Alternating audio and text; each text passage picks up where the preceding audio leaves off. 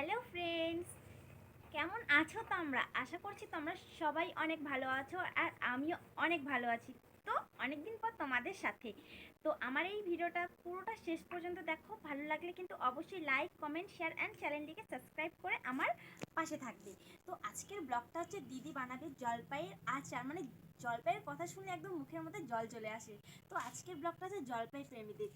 তো চলো পুরো ব্লগটা শেষ পর্যন্ত দেখতে থাকো। তো কেমন হয় ব্লগটা বা কেমন হয় আচারটা, তো দিদির চ্যানেলেও মানে এই রেসিপিটা দেওয়া থাকবে, আমি লিঙ্ক দিয়ে রাখবো, তোমরা অবশ্যই চেক করে নেবে। তো চলো, অনেকদিন পর আজকে জলপাই রেসিপি আর জলপাই আচার খাবো। তো আমি তো অনেক এক্সাইটেড, মানে কি কি করে বানাচ্ছি। তো আজকে হচ্ছে এটাই তোমাদের সাথে শেয়ার করতে। চলো দেখতে থাকো, পুরো ভিডিওটা শেষ পর্যন্ত দেখবে কিন্তু। হ্যাঁ, দেখো বন্ধুরা, দিদি জলপাইটাকে কি সুন্দর গোল গোল করে কেটে নিয়েছে। তোমরাও কিন্তু এরকমভাবে কাটবে, তাহলে বেশি টেস্টি হবে খেতে। দেখে নাও। ও গাইস, দিদি শিলনোড়ার মধ্যে মশলাটা বেটে নিচ্ছে, মানে একদম মিক্সচারে না বেটে একদম শিলনোড়ায় বাটছে। কারণ মিক্সচারে বাটা আর শিলনোড়ায় বাটার মধ্যে কিন্তু অনেক তফাৎ আছে। তো দেখো দিদি এখানে বেটে নিচ্ছে অনেক সুন্দর করে। আহা, জানো গাইস, অনেক সুন্দর কিন্তু একটা সেন্টই বেরিয়েছে। দেখো গাইস, এখানে হচ্ছে গুড় দিয়ে দিদি আচারটা যেহেতু বানাবে, তো সেহেতু এখানে গুড় নিয়ে নিয়েছে আর মশলা আর জলপাই তো সব রেডি। আর তারপর দেখো রান্নাঘরে এসেই দিদি কড়াইয়ের মধ্যে কিন্তু তেল দিয়ে দিয়েছে, কারণ হচ্ছে আচারের জন্য। তারপর এখানে তেজপাতা, শুকনো লঙ্কা দিয়ে দিয়েছে। তো দেখো বন্ধুরা, আমার ব্লগে কিন্তু পুরোটা থাকবে না, দিদির ব্লগেই থাকবে। তোমরা কিন্তু দিদির ব্লগ মানে ভিডিও থেকেই তোমরা পুরোটা দেখে নিও কেমনভাবে দিদি আচারটা বানিয়েছে।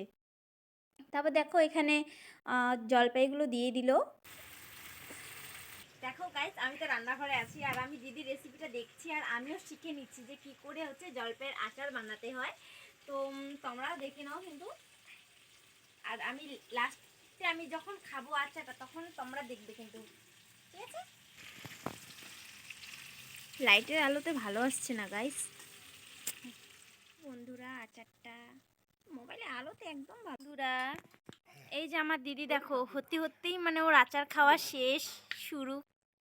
এই যে দেখো আমার এখানে পাপাটা কান্না করতেছে। কি হচ্ছে সোনা? আমার সোনাটা কি হচ্ছে? মাম খাও নাই সোনা? দাদু ভাই কোলে নিয়ে আছে। ও লা লা লা, না না না না না না।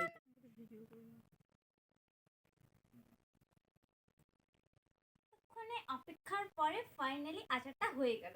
তো দেখো তোমরা, ওয়াও, দেখো কতটা দেখতে সুন্দর হয়েছে। দেখেই মানে এতটা জুসি জুসি হয়েছে, মানে খেয়ে নি, এখনই খেয়ে নি।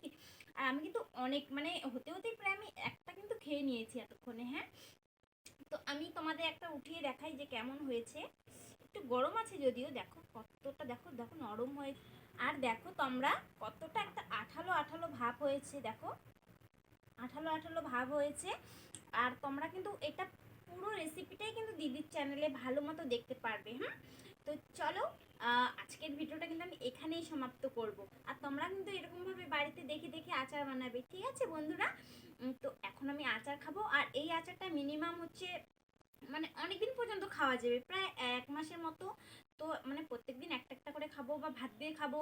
দুপুরে রোদ্রু যখন উঠবে তখন মানে বসে আড্ডা মারবো, তখন খাবো, মানে খেতেই থাকবো। দেখছো তোমরা, কথা বলতে আমি কথাই বলতে পারছি না, আমার গালের মধ্যে জল চলে আসছে। তো যাই হোক, আমি আর বেশি কিছু বলবো না। তোমরা ভালো থাকবে, সুস্থ থাকবে। আর এখন আমি আচার খাবো। তো নেক্সট ব্লগে খুব তাড়াতাড়ি তোমার সাথে দেখা হবে। তো আজকের মতো বাই বাই, টাটা।